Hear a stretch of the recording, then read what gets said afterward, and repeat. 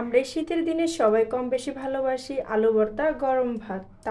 তাইলে কিন্তু আপনাদের জন্য নিয়ে চলে আসলাম আলু ভর্তা আর গরম ভাত।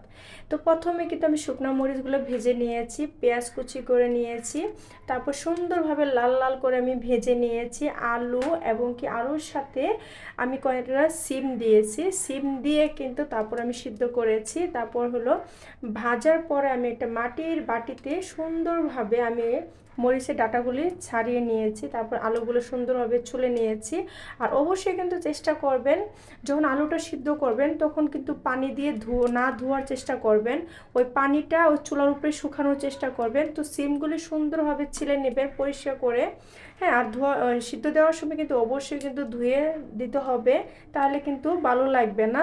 তারপর সুন্দরভাবে শুকনো মরিচ ভাজা, পেঁয়াজ ভাজা, লবণ পরিমাণ মতো দিয়ে সুন্দরভাবে হাত দিয়ে আলতো করে চেটকে নিব।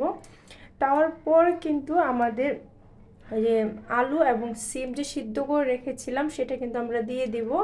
দেওয়ার পরে কিন্তু সুন্দরভাবে ডলাডলি করে মাখিয়ে নিতে হবে। আর লাস্টে তো যেটা থাকে সরিষার তেল, ওইটা ছাড়া তো আমাদের আলু ভর্তা জমেই না। গরম ভাতের সাথে আলু ভর্তা খেতে যে এতটা মজা লাগে, আমরা যারা বলি কি আলু ভর্তাই বাঙালি। হ্যাঁ, আর অবশ্য কিন্তু এই রেসিপিটা একবার হলে ট্রাই করে নেবেন, তাহলে কিন্তু খেতে অনেক অনেক মজা পাবে।